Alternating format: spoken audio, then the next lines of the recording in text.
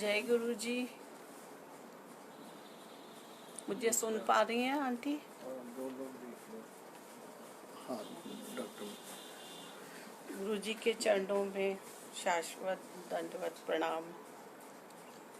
संगत को मेरी जय गुरु जी। आज मैं आप सबके सामने कुछ गुरु जी के लिए बोलना चाहती हूँ। मुझसे जो गलती हो गुरु जी क्षमा करें। बोलिए। सबसे पहले मेरी फ्रेंड मधु खन्ना आंटी मुझे गुरु जी के यहाँ लेके गई।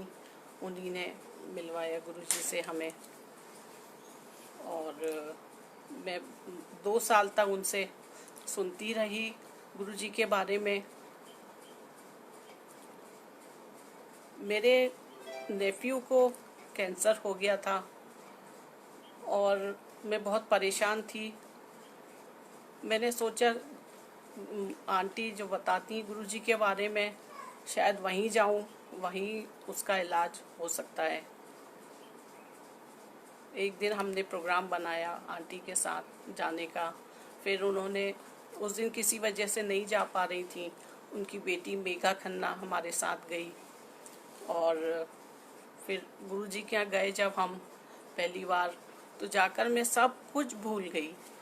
वहाँ देखकर वहाँ की इतनी चमक दमक, गुरु जी का ऑरा, इतने सुंदर गुरु जी, मैं देखकर सब कुछ भूल गई। और गुरुजी ने पहली बार ही देखकर मुझे कहा ठेकेदारनी आ गई।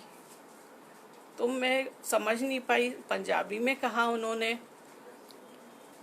मैं तो कभी सोच नहीं सकती थी अंकल मेरे ठेकेदारी करते हैं और मुझे ठेकेदारनी कहा।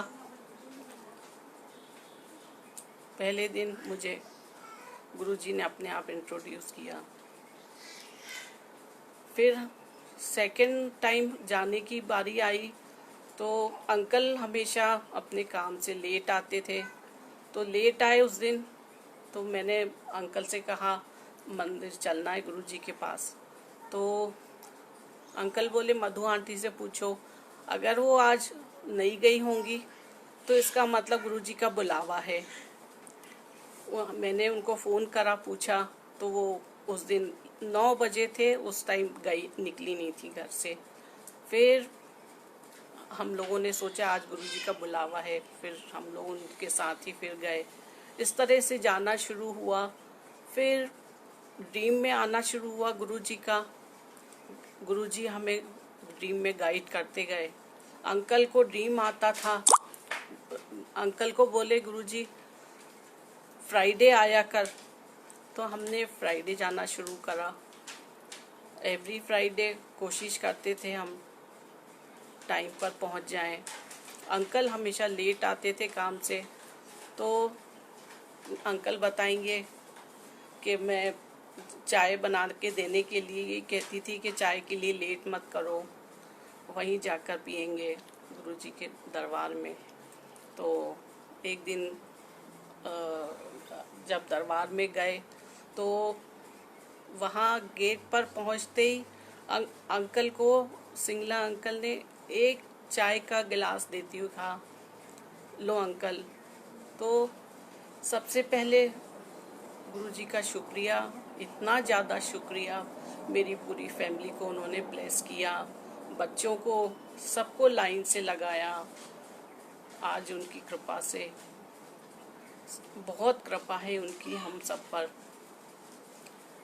बेटी का सत्संग है, बेटी का सत्संग बताएंगे अंकल। जय जय गुरु जी। संगत जी, आप सबको पहली बार हम लोग सत्संग कर रहे हैं और पहली बार हम लोग लाइव वीडियो पे भी पहली बार ही हो रहा है। पर यह है कि हमारी जर्नी गुरु जी के साथ में बहुत ही ब्लेस्ड और बहुत ही, जैसे कहते हैं कि बहुत अच्छी वाली हमारी जो रही है कि गुरु जी की हमारे पर बहुत ब्लेसिंग रही है। और हमेशा हम लोग बैक बेंचर रहे हैं। गुरु जी के सामने आने की हिम्मत नहीं पड़ती थी, बोला नहीं आता था। गुरु जी से मिलने में भी, मतलब बात करने में बहुत डर लगता था। जब शुरू में गुरु जी के पास जाते थे तो हर समय ये लगता था कि गुरु जी कुछ हमसे बात करें, कुछ करें। तो एक बार क्या हुआ कि गुरुजी के पास हम लोग गए, तो जब गए तो गुरुजी ने एकदम जाते ही पूछा हमसे की नाम है। अब उस समय एकदम सटपटा गए गुरुजी के पास जाते जाते, तो कितने दिन हो गए थे गुरुजी ने कभी पूछा नहीं था। बोले की नाम है, की करता है, कित्थों आया है। अब मैं बेसिकली शुरू से ओरिजिनली मैं आगरे का हूँ, और दिल्ली उस समय भी आए हुए काफ़ी साल हो गए थे अपने को, पर फिर भी मेरा मुंह से निकला मैं आगरे का हूँ। गुरुजी उस समय धीरे से बोले कल्याण हो, कह के उसके बाद में उन्होंने उसके बाद में फिर जैसे भी हो गुरुजी भी जो भी कम्युनिकेशन होता था हमारा ड्रीम पे साथ करते थे गुरुजी। एक बार की बात है कि हम लोग बहुत परेशान थे, बेटी ने 12th करा था हमारी बड़ी बेटी ने, और हम लोग उसका मन यूएसए जाने का बहुत ज़्यादा था, उसको यूएसए का उसको पढ़ाई करनी थी, कॉलेज जाने की। ये 2006 के आसपास की बात है। तो उस समय गुरुजी के हम लोग बहुत परेशान थे। मेरे ताऊजी अमेरिका में हैं, तो वो उन्होंने उस समय वो बोला कि ठीक है हम इसको वहाँ पे एडमिशन करा देते हैं, और वहाँ पे सारा उन्होंने एडमिशन का सारा प्रोसेस कर लिया, सारा कुछ करके, और वो गर्मी की छुट्टियों में वहाँ से उसको इंडिया आ भी गए उसको लेने के लिए। बोलो चलो जी हमारे साथ यूएसए चलो, तुमको वहाँ जाके हम करते हैं। पर क्यों आंटी को हमारे को किसी तरह से मन नहीं कर रहा था जाने का, कि भाई इसको बेटी को मैं नहीं भेजूंगी, यूएसए नहीं भेजूंगी, बिना गुरुजी से पूछे नहीं भेजूंगी। उससे पहले क्या होता था, जब भी हम गुरुजी के पास जाते थे तो गुरुजी से जैसे मान लो गुरुजी से बात करने की या कुछ करने की, तो ऐसी मतलब हिम्मत भी नहीं पड़ती। दूसरी बात है गुरुजी से बात करने की जरूरत भी नहीं होती थी, क्योंकि गुरुजी को सब पता थी कैसे करना है। और वो ड्रीम में आके वो अपने आप ही वो हमारे को उस समय चोले में थे, तब भी वो सारे इंस्ट्रक्शन देते थे कि ये करो, आज ये कर, कल को ये करना है, कल को वो करना है। ऐसे करके वो सारी चीज़ बताते थे वहाँ पे, पूरी बात पूरी समझाते थे। और गुरुजी की ड्रीम में क्या होता था कि अपने को अच्छे से पता रहती थी कि ये गुरुजी ही आए हैं, तो क्योंकि एकदम क्लैरिटी रहती थी, सब चीज़ बिल्कुल साक्षात रहती थी, साक्षात ही सारी बात होती थी, सब कुछ होता था।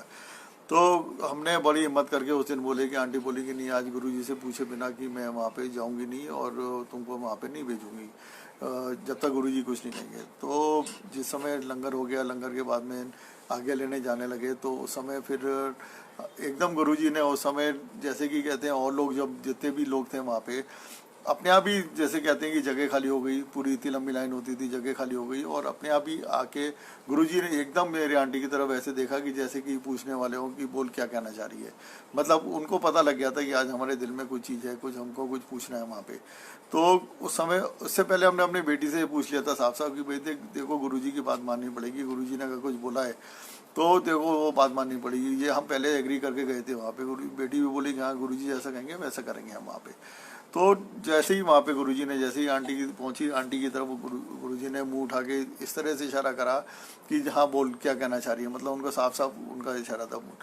तो आंटी के मुंह से हिम्मत आई, और उन्होंने फिर बोला कि आंटी ऐसे ऐसे गुरुजी बेटी को यूएसए भेजना चाह रहे हैं। गुरुजी ने छूटते ही एक ही बात कही कि की लोड है, वहाँ पे क्या रखा है, इतने ही सेट हो जाएगी। इसके अलावा उन्होंने और कुछ नहीं पूछा क्या है क्या नहीं, उन्होंने सिर्फ इतने कहा इतने सेट हो जाएगी, वहाँ की लोड है, वहाँ जाने क्या लोड है।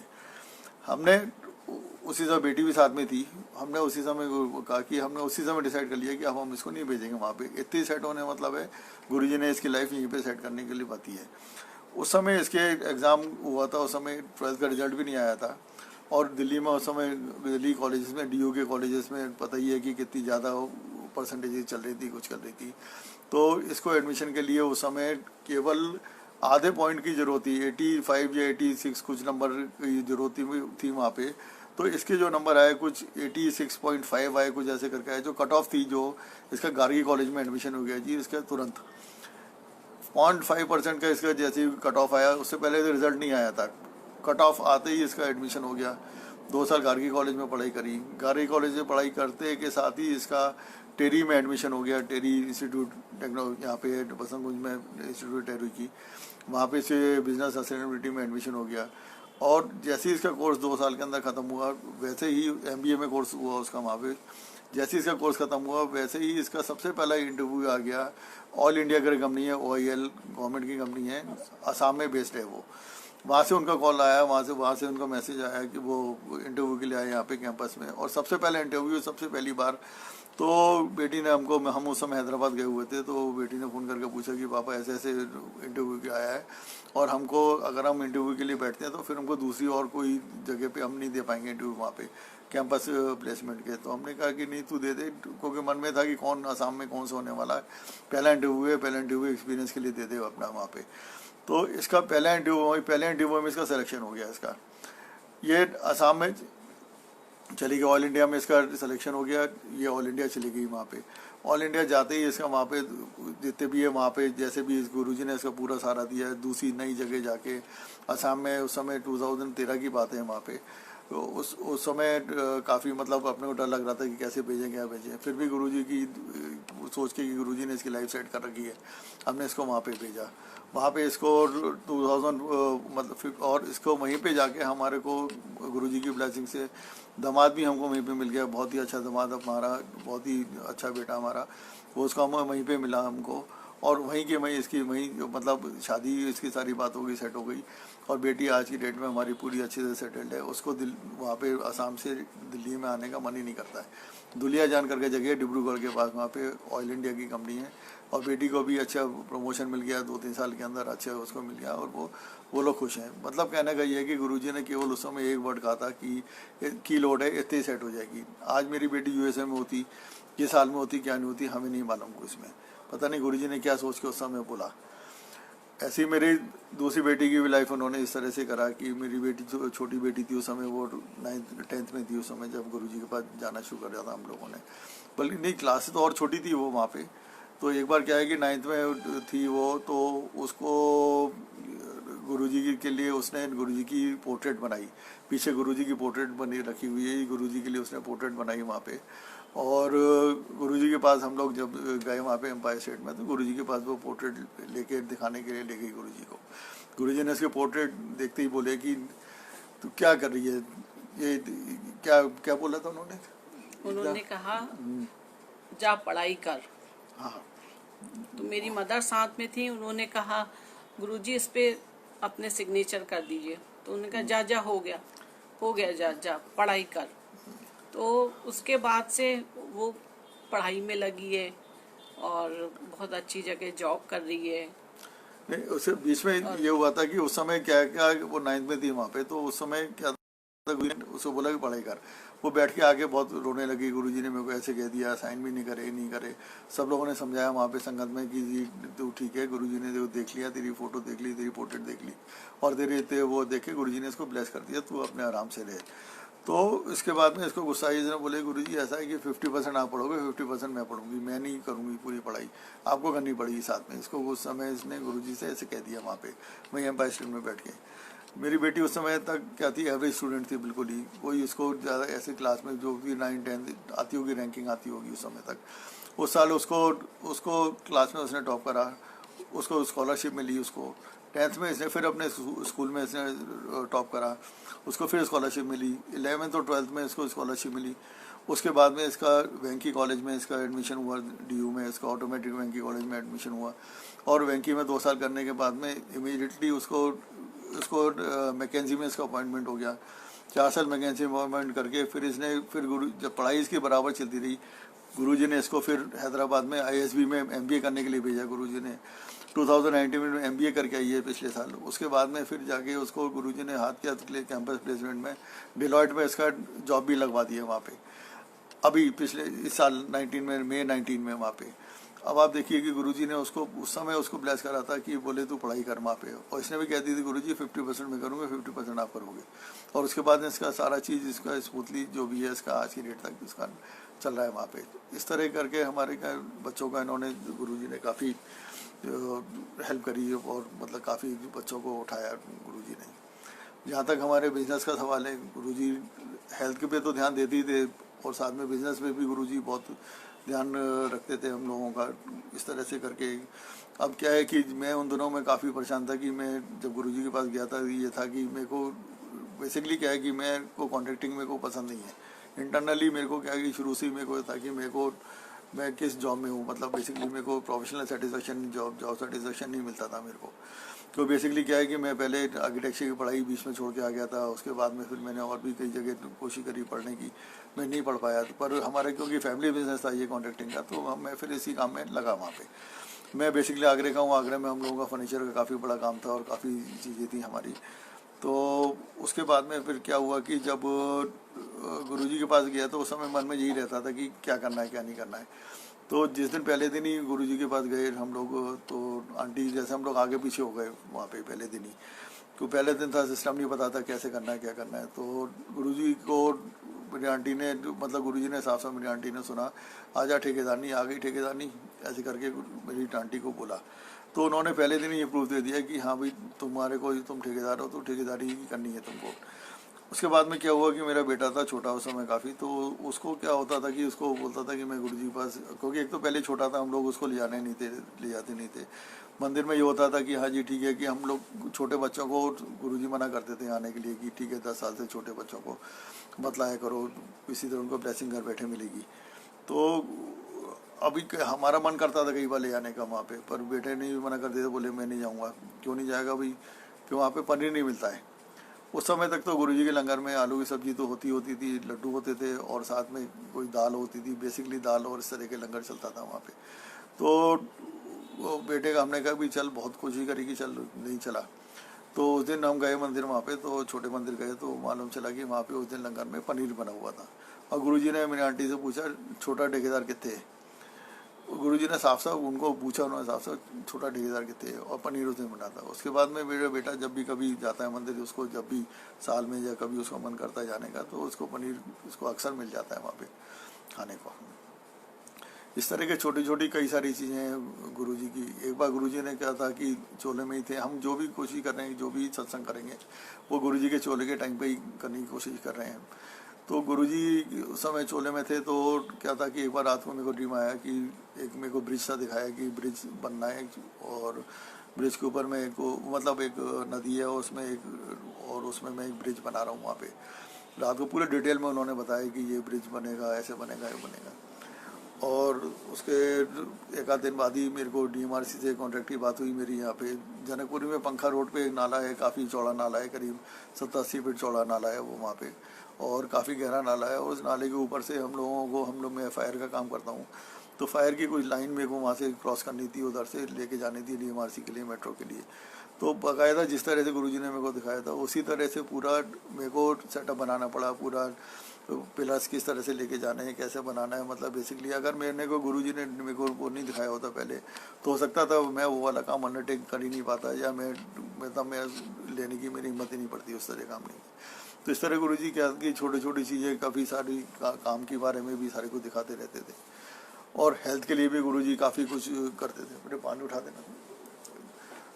तो गुरुजी हेल्थ के लिए भी काफ़ी कुछ ध्यान रख करते थे। गुरुजी सबसे पहले हेल्थ ब्लेस करते हैं, लाइफ ब्लेस करते हैं, बाकी चीज़ें सेकेंडरी हैं। माफ करिए।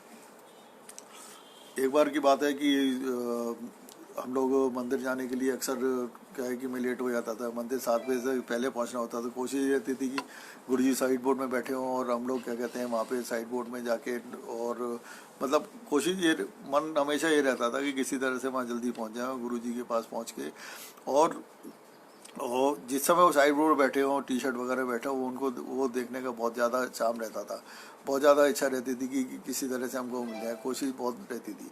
पर जब गुरुजी को जब दर्शन देना हो, जब बुलावा देना हो, उसी तरह से होता था। तो अक्सर तो मैं लेट हो ही जाता था, करीब रात को 7, 8, 9 तो बज जाते थे। तो होता क्या था कि जब मैं घर आता था तो मेरे को ना चाय की बहुत ज़्यादा आदत है, तो मैं फिर आंटी से कहता था मेरे को चाय पिलाओ, तो चल रहा हूँ मैं। तो आंटी कहती चाय मंदिर में मिलेगी, वहीं पीना। तो मैं अक्सर कहता था कि भाई चाय वहाँ पे बहुत लेट मिलती है, जब पहुँचेंगे लंगर पीछे बैठेंगे, और चाय पता नहीं कब मिलेगी, चाय प्रसाद, तो मेरे को चाय पिला दो। उस दिन मेरे को चाय प्रसाद आंटी ने नहीं दिया, और मैं जैसे ही वहाँ पे पहुँचा, मेरे को गेट पे ही सिंगल अंकल मिले, केवल 1 गिलास हाथ में था, और बोले लो जी चाय लो, चाय प्रसाद लो। तो मतलब उस दिन से गुरुजी की, मतलब मेरे को लग गया कि गुरुजी हमारी छोटी छोटी बात भी सुनते हैं और उसको फील करते हैं कि हाँ जी आप क्या कर रहे हो, कैसे नहीं कर रहे हो। जब भी आगे लेने जाता था तो गुरुजी के पैर पकड़ लेता था मैं उसको वहाँ पे। गुरुजी के पैरों से जो फ्रेगरेंस आती थी वो मेरे को घर तक आती थी, वहाँ पे घर तक हाथ में फ्रेगरेंस रहती थी। कितने लोगों को मैं सुंघाते हुए जाता था, देखो फ्रेगरेंस आ रही है, घर वालों को मैं सुंघाता जाता था। यहाँ तक कि मैं पान मसाला गुटखा खाता हूँ तो वो भी कहते हैं मेरे हाथ में रहती, तब भी स्मेल गुरुजी की फ्रेगरेंस नहीं जाती थी वहाँ पे किसी तरह से भी। इस तरह से ही। और मेरे को देख के गुरुजी क्या है पैर पीछे पीछे करने की कोशिश करते थे कि ये अभी मेरे पैर पकड़ेगा, और मैं भी क्या कहते हैं लपक के पीछे की तरफ करके जितनी पीछे कर लें तो भी मैं उनके पैर बिना पकड़े में आता ही नहीं था वहाँ पे, कैसे भी करके, और आगे आज्ञा लेने के टाइम में वहाँ पे तो गुरुजी को भी पता लग जाती थी कि मैं आ गया वहाँ पे। एक बार की बात है कि हम लोग मतलब काफ़ी लेट हो गए थे घर से निकलते निकलते, तो आंटी ऐसी मेरे से गुस्सा कर रही थी कि बोले गुरुजी इतने लेट हो जाते, तो इतने लेट हो जाते और गुरुजी वहाँ कब के बैठ गए होंगे और अभी तक इतना लेट हो गए हो ये।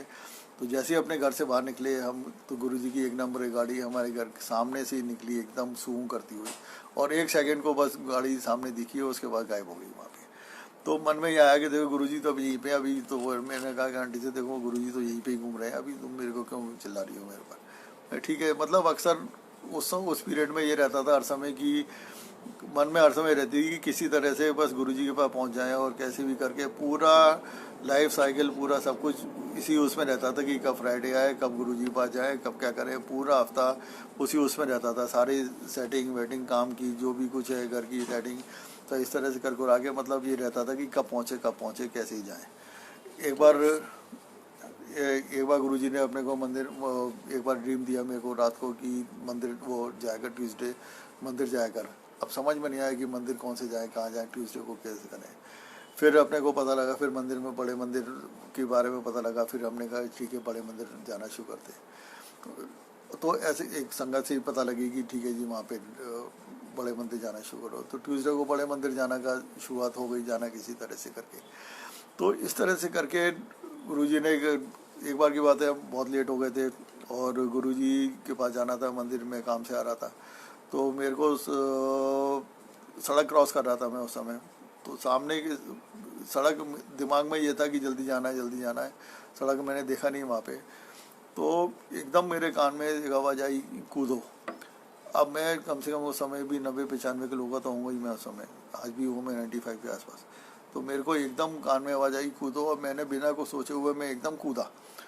जैसे ही मैं कूदा तो एकदम मेरे पास से एक बाइक बहुत ही तेज़ी से निकल के गई, और मेरे को कुछ फील नहीं हुआ कि क्या हुआ क्या नहीं हुआ। मैंने एक ऐसे नॉर्मल लेके मैं अपनी गाड़ी क्रॉस करके सामने गया, तो मेरा ड्राइवर सामने गाड़ी पे बैठा था, ड्राइवर का मुंह खुला था और आंखें फटी हुई थी। मैंने कि क्या हो गया तेरे को, क्या हो गया? बोले साहब मैं तो अभी लगा कि आप तो अभी गए, ये बाइक इतनी तेज़ी से आपके ऊपर आ रही थी, एकदम आपके ऊपर चढ़ने वाली थी, चढ़ गई थी आपके ऊपर। उसको तो ये लगा कि मेरे पर बाइक चढ़ गई है, और वो केवल मतलब वो उठ के मेरी तरफ आने वाला भी नहीं हो पा रहा था वो, मतलब इतनी ज़्यादा दहशत में आ गया था वो ड्राइवर। तो मैंने कहा कुछ नहीं हुआ है वहाँ पे, और मैं क्या कहते हैं चुपचाप मैंने कहा चल फटाफट चल मंदिर चलना है, और मैं आ गया। तो वहाँ पे बाहर आया तो फिर मैंने देखा कि मेरे तो उल्टे पैर में एक मेरे को लगा कि इस अंगूठे को, मतलब मेरे को तो बाइक दिखी भी नहीं, कुछ भी नहीं करा। मेरे को ये भी नहीं आइडिया हुआ कि मैं कूदा हूँ। ड्राइवर ही बोला कि आप कूदे थे और बाइक आपके पास से निकली थी। मैं तो चढ़ा के समझा कि बाइक चढ़ गई आपके ऊपर। मैं आया, उसके बाद में थोड़ी देर बाद मैं देखता हूँ मेरे उल्टे पैर में एक थोड़ी खरोंच सी है। तब जाके रियलाइज़ हुआ कि हाँ सचमुच मेरे पास कोई बाइक आई थी और मेरे को खरोंच मार दी गई है। मतलब गुरुजी ने प्रूफ दिया कि तेरे को कोई कि बचाया मैंने वहाँ पे तेरे को। तो इस तरह करके कई सारी छोटी छोटी चीज़ें, मतलब छोटी गुरुजी के लिए तो बहुत मामूली बात है, हमारे लिए तो बहुत बड़ी बात है। बहुत सारी चीज़ें होती थी कि जो गुरुजी हम लोगों को उस तरह से ब्लेसिंग देते थे, बचाते थे, मिनट में कोई रास्ता दिखाते थे, कैसे करते थे। अब लोगों को संगत को जोड़ने का भी गुरुजी का अपना अलग ही तरीका होता था। अब मेरी आंटी की बहनें आगरा में रहती हैं वो लोग, तो उनको कई सालों से कहती थी आंटी कि आप आ जाओ गुरुजी दर्शन कर लो। गुरुजी का टाइमिंग का कुछ पता नहीं रहता है, कब कहाँ पे चले जाएं, किधर हो, कभी पंजाब जाएं, कहाँ जाएं, क्या आ जाओ मिल लो यहाँ पे आके उनसे एक बार दर्शन कर लो। तो वो भी नहीं आते थे वहाँ पे, बोले नहीं हम लोग, आपको पता ही है आजकल लोग कुछ जरा इतनी जल्दी विश्वास नहीं करते हैं। तो उस समय की बातें, मायका मेरी आंटी का भोपाल में है, तो ये दोनों लोग एक बार भोपाल गए थे वहाँ पे। तो जब गुरुजी चोले में ही थे, तो जब वहाँ से शताब्दी चलती थी उस समय, ये 2005-06 के आसपास की बात होगी मेरे ख्याल से।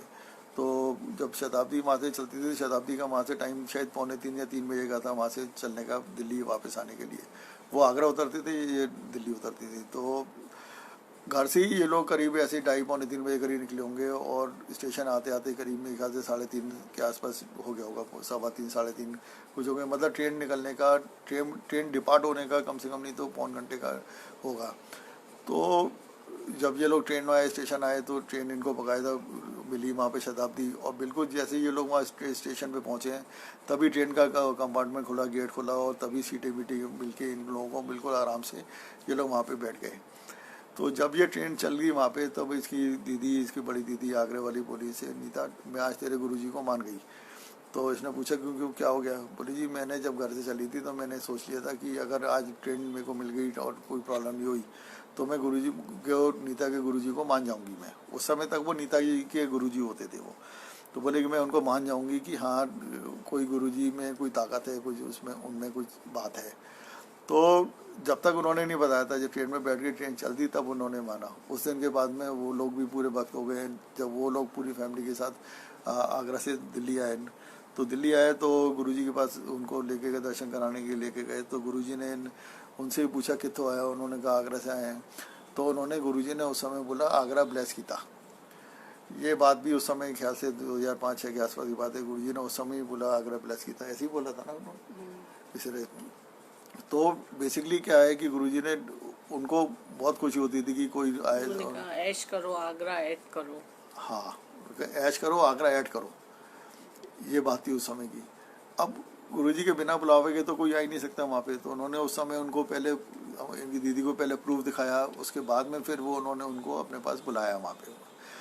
तो कहने का मतलब ये है कि जब जिसको जिस समय जो दर्शन देने होते हैं वो उसी समय उसको वहाँ पे बुलावा आता है, जब भी वो जा पाता है, उसके बिना वो नहीं जा पाता। हम लोगों को भी गुरुजी की महिमा के बारे में सुनते हुए 2-3 साल हो चुके थे मधु खन्ना आंटी से, पर हम लोग भी नहीं जा पा रहे थे। वो जब जाने का टाइम आया तभी उन्होंने बुलवाया, तभी किसी तरह से उन्होंने उस लड़के को भी ब्लेस करा, इसके नेफ्यू को ब्लेस करा, और हमको भी साथ में उन्होंने नेफ्यू को ब्लेस करा वहाँ पे। और तो मुझे भी संगत जी आर्थराइटिस की बहुत बड़ी प्रॉब्लम थी। मैं हाथ से कोई काम नहीं कर पाती थी, आटा नहीं गूंद सकती थी। तो मैं मंडे मंदिर जाती थी आंटी के साथ।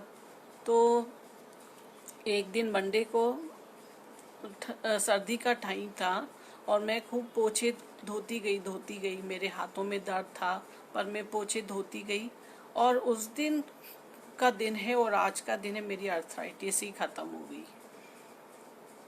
तो ये सब गुरुजी बिना बोले इतनी कृपा करते हैं, हम समझ नहीं सकते उनकी कृपाओं को। कितनी कृपा होती है हर रोज हम गिन नहीं सकते, कितनी कृपा है उनकी। इतनी मतलब बातें हैं गुरुजी की।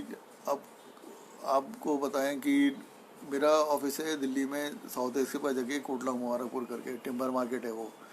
टिम्बर मार्केट में क्या था कि 2007 में बहुत तगड़ा दिल्ली में मास्टर प्लान का सीलिंग का एक चक्कर आया था कि सारी दुकानें वगैरह जितनी भी हैं मार्केट्स में वो सब सील हो रही थी। उसमें ग्राउंड फ्लोर फर्स्ट फ्लोर की अलाउड थी, और जो मिक्स लैंड यूज़ थी उसमें क्या था कि वो ग्राउंड फ्लोर और फर्स्ट फ्लोर ही अलाउड था, बाकी रेजिडेंशियल भी अलाउड नहीं था, बेसमेंट तो बिल्कुल भी अलाउड नहीं था। कुछ इस तरह से करके वो कुछ सिस्टम कुछ उस समय हुआ था। बहुत ज़्यादा दिल्ली में उस समय सीलिंग चल रही थी और काफ़ी परेशानी हो रही थी, सब लोग थे। अब क्या है कि मेरी जो एक छोटा सा ऑफिस है या शॉप जिसको कह लो कोटला में टिम्बर मार्केट में, तो क्या था कि वो जो मेन रोड है बीच पितामा रोड कहलाते है, उस रोड से तो वो था 2 फुट नीचे, और साइड से था 6 फीट नीचे, और पीछे की तरफ से अगर उसको नापो 3 साइड से ओपन था वो असेस थी हमारे ऑफिस में, और पीछे से नापो तो वो करीब 10 फीट के आसपास वो नीचे था। अब क्या था कि जब हमने लिया था उस समय तो हमने उसको, उस समय तक तो ये पता ही नहीं था कि कोई बेसमेंट में अलाउड होता है कि नहीं होता है, पर वो उसकी फ्रंट से मेन रोड से खुला हुआ था तो वो बेसमेंट नहीं था। वो वहाँ पे हम लोगों के हिसाब से वो ग्राउंड फ्लोर था, और उसके ऊपर जैसे कहते हैं कि एक स्टिल्ट करके होती है वह फर्स्ट फ्लोर ग्राउंड फ्लोर माना जाता था, उसके ऊपर फर्स्ट फ्लोर माना जाता था। ये शुरू से अंडरस्टैंडिंग थी कि ये हम लोग ग्राउंड फ्लोर वाले हैं, ऊपर वाला फर्स्ट फ्लोर है, उसके ऊपर सेकंड, वो नहीं ऊपर वाला ग्राउंड, वो मतलब हम लोग ग्राउंड फ्लोर है, ऊपर वाला फर्स्ट फ्लोर है, उसके ऊपर और फ्लोर है, 3 फ्लोर की बिल्डिंग थी। अब क्या हुआ कि उस समय बड़ी कंट्रोवर्सी मच गई कि हमारा को अब क्योंकि जो सेकंड फ्लोर वाले थे वो उनकी कंट्रोवर्सी हो गई, वो अपने को कहने लगे कि हम फर्स्ट फ्लोर है, और हमारे को डिक्लेयर करने में लग गए कि हम लोग बेसमेंट हैं। अब क्या हमारी भी उसमें नीचे 8-10 दुकानें हैं, मतलब 8-10 लोगों की है दुकानें वहाँ पे, तो ये हो गया कि हाँ जी अब लोग आपका बेसमेंट है और हमारा ये है, तो आप लोग सील होने चाहिए। हमारी बिल्डिंग में ही आपस में लड़ाई होनी शुरू हो गई। अब वो है गुरुजी के पास आया, गुरुजी से अरदास करी, गुरुजी क्या हो रहा है ऑफिस का, अब आप देख लो क्या करना है। हम भी मज़े में रहते तो उस समय, तो ठीक है कि जो होगा देखी जाएगी, जो गुरुजी जैसा करेंगे करेंगे, हमने को ज़्यादा टेंशन होती नहीं थी बिल्कुल भी। तो मालूम चला कि एमसीडी के 2-3 बार सर्वे हो गए, सब लोग आ गए, कोई लीगल एक्सपर्ट भी आ गए आगे। अब वो लोग ये डिसाइड ही नहीं कर पा रहे हैं कि इसको क्या माने, ग्राउंड फ्लोर माने या बेसमेंट माने, क्या माने। कंट्रोवर्सी ये चलती रही कि इसको नापाई कहाँ से हो, क्या हो। अल्टीमेटली क्या हुआ कि फाइन डे कोई बड़े सीनियर ऑफिसर काफ़ी आए वहाँ पे, कमिश्नर लेवल के थे, पता नहीं कौन थे, मैं नहीं था वहाँ पे अंदरों में। तो मालूम चला उसने आगे डिक्लेयर कर दिया, नहीं जी ये तो सामने से मेन रोड मानी जाएगी, मेन रोड से ये बिल्डिंग मानी जाएगी। उसी बिल्डिंग से अगर ये 2 फुट नीचे गिरा है तो 2 फुट भी नहीं था, 1-1.5 फुट के आसपास था, बोले इसको हम बेसमेंट नहीं मानेंगे, इसको हम ग्राउंड फ्लोर मानेंगे इसको। बस उस दिन के बाद वो बिल्डिंग ग्राउंड फ्लोर डिक्लेयर हो गई और हमारी शॉप बच गई वहाँ पे। नहीं तो हमारी शॉप उस समय वो सीलिंग में जा रही थी, और फिर कितने दिन कब खुलती सीलिंग क्या होती ये नहीं मालूम है। तो गुरुजी मतलब कहने का है कि कितनी कितनी चीज़ों का ध्यान रखते थे वो कोई, और जबकि हमने गुरुजी के पास जाके कुछ मुंह से भी नहीं बोला कि गुरुजी ये हमारी दुकान ऐसी हो रही करने, हम बस जाके मन में कुछ सोच लिया ठीक है। और वहाँ जाके तो वो शपथ में ध्यान रहता था, यार लंगर क्या बना है, उस पर मेरा तो ध्यान उसमें रहता था, यार लंगर में क्या बना है, क्या क्या क्या आज गुरुजी क्या खिलाएंगे, वो उसी पे ध्यान रहता था वहाँ पे। तो उसके हिसाब से वो हो गया अपने आप, अगले दिन हो गया ऑटोमेटिक। आज तक वो शॉप में कोई प्रॉब्लम नहीं है, कुछ नहीं है। अब आगे का पता नहीं क्या होगा, पर अभी तक कोई टेंशन नहीं है उसके अंदर। ऊपर वाले जो परेशान थे वो थे वहाँ पे, और क्या। और देख लो कुछ लिस्ट बनाई थी ना तुमने,